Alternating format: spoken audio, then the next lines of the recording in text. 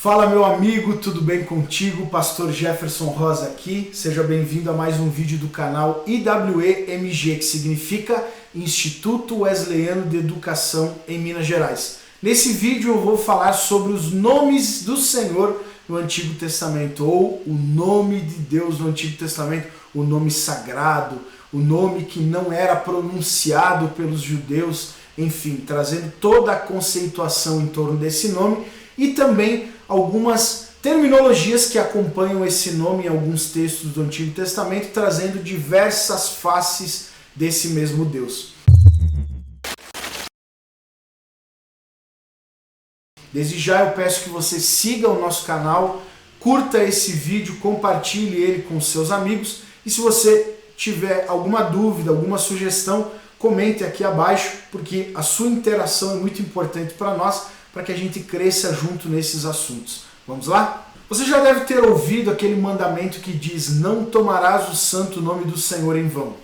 Qual era o objetivo desse mandamento? Será que o objetivo era não citar o nome do Senhor em hipótese alguma? Porque se esse nome fosse citado em vão, algo ruim poderia acontecer, porque o nome é sagrado e não deve ser citado. Não era esse o objetivo. O objetivo era que o povo tivesse responsabilidade com o nome do Senhor, porque o povo de Deus representava o Senhor. Onde o povo ia, o povo carregava o nome do Senhor. É como se o Senhor dissesse: tenha responsabilidade com o meu nome, tenha responsabilidade porque vocês me representam.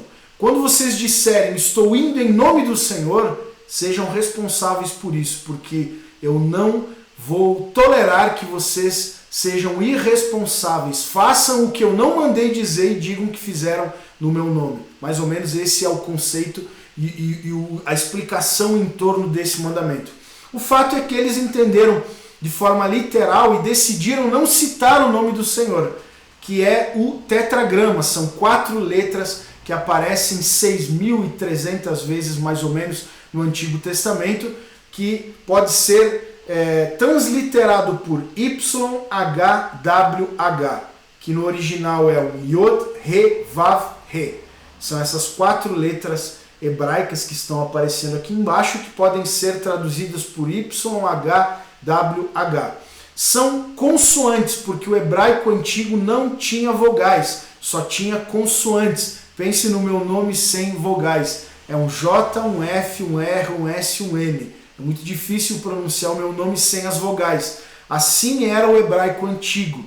As vogais, elas vão ser acrescentadas pelos pontos massoréticos. Os massoretas eram alguns judeus responsáveis por copiar os textos do Antigo Testamento, alguns séculos antes da vinda de Jesus, e eles, para auxiliar o povo na pronúncia das palavras hebraicas, eles criam pontos, que são as vogais massoréticas lá, que ajudam na pronúncia dos nomes, porque o hebraico é uma língua muito antiga que se perdeu no período do cativeiro babilônico.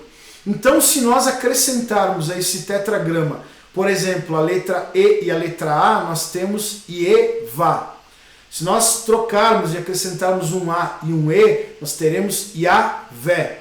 Se nós acrescentarmos um E, um O e um A, nós teremos um Yeová. Se nós citarmos o Y com som de J, o que é muito comum em algumas transliterações, nós teremos Jevá, ou Javé, ou Jeová. A pronúncia é controversa, eu diria que as 3 inclusive cabem, porque no original não existem vogais e a gente não sabe muito bem como era pronunciado lá no tempo de Moisés, que é o escritor mais antigo do Antigo Testamento, dos 5 primeiros livros da Bíblia. O termo vem da apresentação do Senhor a Moisés. Quando Moisés ele vai libertar o povo lá do cativeiro egípcio, ele diz: Senhor, como é o teu nome? Quando eles me perguntarem quem me enviou, quem eu direi que o Senhor é? E ele diz: eu sou o que sou. Essa terminologia eu sou, ela traz esse tetragrama. Yod, He, Vav, He.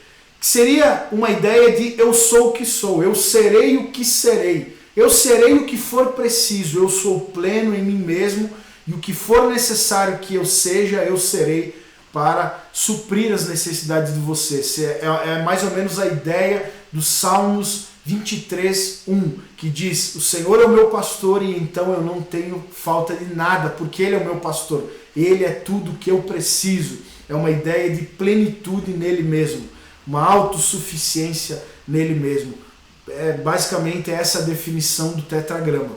Pois bem, todas as vezes que aparece esse tetragrama, essas 4 letras no Antigo Testamento, eles não pronunciavam o nome, por causa desse versículo do não tomar o santo nome do Senhor.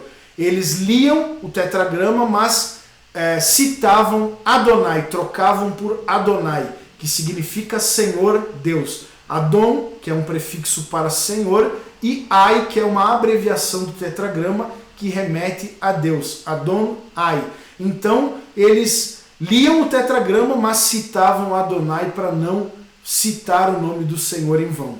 Pois bem, em alguns textos do Antigo Testamento aparece uma definição junto com o tetragrama. Por exemplo, em Juízes capítulo 6, versículo 24, nós temos Yahvé Shalom. Eu vou traduzir como Yahvé, vou só acrescentar um A e um E. Yahvé Shalom, que significa o Senhor é a nossa paz. Yahvé Nissi aparece em Êxodo capítulo 17, do versículo 8 ao 15, que é mais ou menos algo parecido como o Senhor é a nossa bandeira. Yahvé Rafá, o Senhor é a nossa cura, aparece em Êxodo capítulo 15, versículo 26. Yahvé Yeré, que significa o Senhor é a nossa provisão, lá em Gênesis capítulo 22, versículo 13 e 14. Yahvé Tsevaot, que significa aquele que vai à nossa frente, aquele que vence as nossas guerras, aquele que vai à frente das nossas tropas, trazendo uma ideia de um general de batalha. Yahvé Tsidekenu, que significa o Senhor é a nossa justiça. Enfim, em alguns casos em que o tetragrama é citado o tetragrama com alguma definição. Aqui nós não temos deuses diferentes do Antigo Testamento, nós temos o mesmo Deus apresentado em diversas faces. Um Deus que nos dá paz, um Deus que nos dá cura, um Deus que nos provê, um Deus que é a nossa bandeira, um Deus que vai à nossa frente, um Deus que é justiça, enfim, tentativas de definição de Deus. É óbvio que Deus, por ser Deus, não pode ser definido em palavras, porém, o objetivo dos nomes do Senhor é apresentar faces diferentes desse Deus. Por exemplo, quando nós estamos enfrentando problemas financeiros, nós clamamos ao Jeová Jiré ou Yahvé Jiré, Iré, que é citação do Gênesis 22, versículo 13 e 14, onde o Senhor provê um cordeiro para ser sacrificado no lugar de Isaac, e Abraão então levanta um altar a esse Deus que eu chamo como Yahvé Iré. Pois bem, esse é o nome do Senhor, esse tetragrama, que não era citado. E essas são algumas terminologias que aparecem em versículos diferentes dele no Antigo Testamento. Nós temos, por exemplo, Deus sendo chamado como El. El era o Deus cananeu, o maior Deus do panteão cananeu, que foi reconhecido como Deus de Abraão quando ele entra na terra e ele conhece Melquisedeque, que adora o El Shaddai, o Deus Altíssimo. E aí vai aparecer El Shaddai, El Roi e outras definições acompanhando El. Por exemplo, Gênesis 1:1 fala do Elohim, que é uma versão plural de El, que nós cristãos temos uma tendência a traduzir como um princípio da Trindade, mas a ideia era deuses familiares, as concepções de deuses que eles tinham na época, que é o El no plural, Elohim, enfim. Porém, o mais comum que aparece é o tetragrama, essas 4 letras. Pois bem, esse é o vídeo de hoje.